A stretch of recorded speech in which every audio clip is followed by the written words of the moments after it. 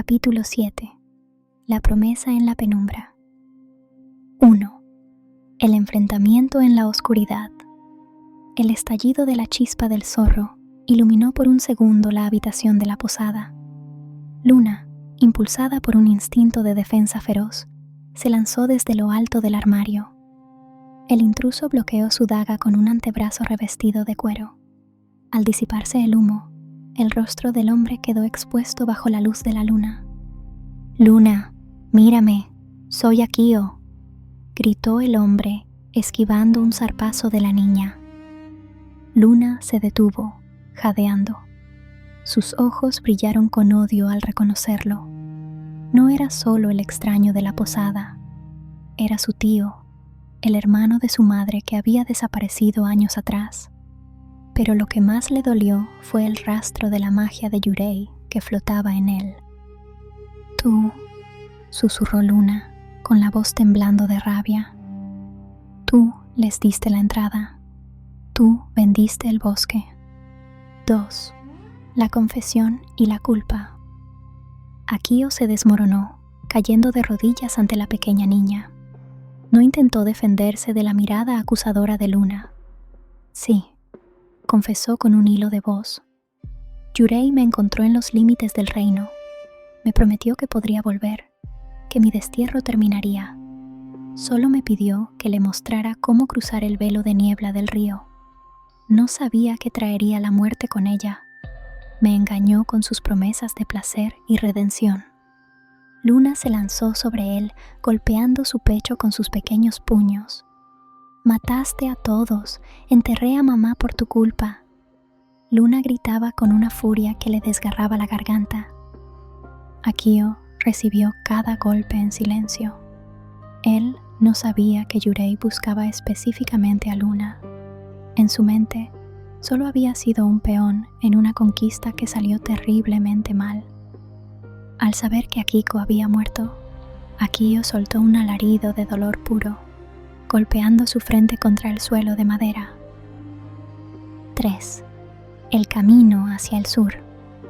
Después de que la tormenta de llanto de Luna se calmó, se quedaron en el suelo de la habitación, rodeados por el silencio de la posada. Akio, con los ojos rojos, miró a la pequeña. «¿Por qué vas hacia el sur, Luna? Es un camino suicida para una niña». «Mamá me dijo que fuera con los enanos», respondió Luna abrazando la foto de su madre, «que buscara al maestro de armas». Akio asintió lentamente, comprendiendo por fin. «Ya veo, Akiko siempre fue inteligente.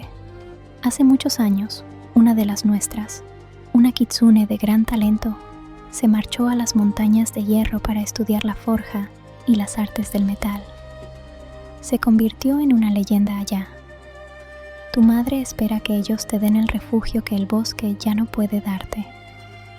4. Un año de sombras. Akio miró sus propias manos, las manos que habían traicionado a su sangre. Sabía que Yurei pensaba que todos habían muerto en el incendio. Ella no buscaba supervivientes porque su arrogancia le hacía creer que su victoria fue total. «Escúchame, Luna», dijo Akio con seriedad. «No puedes llegar a las montañas siendo así de débil. Si sales ahora, cualquier monstruo de camino te matará. Nos quedaremos en este pueblo periférico. Nadie nos buscará aquí si mantenemos un perfil bajo». Luna lo miró con desconfianza, pero Akio continuó. «Te daré un año de mi vida para entrenarte en lo básico. Cómo ocultar tu presencia, cómo manejar esa daga y cómo controlar tu fuego. No soy Akiko, pero soy un Kurosora. Deja que te ayude a sobrevivir, aunque nunca me perdones». 5. Relatos de fuego. Esa noche, Luna no durmió sola. Se quedó sentada en la cama mientras Akio se sentaba en el suelo, vigilando la puerta. Para calmar el miedo de la niña, Akio empezó a contarle historias de cuando él y Akiko eran jóvenes, de cómo su madre era la más veloz del clan y de las travesuras que hacían en el gran cedro. Luna escuchaba, aferrada a su foto, permitiéndose por un momento imaginar que el horror era solo un sueño. No perdonaba a Akio, pero en ese rincón oscuro del mundo, él era el único puente que le quedaba hacia su pasado. «Mañana empezaremos», dijo Akio suavemente. «Si quieres vengarte, primero tienes que aprender a respirar entre las sombras».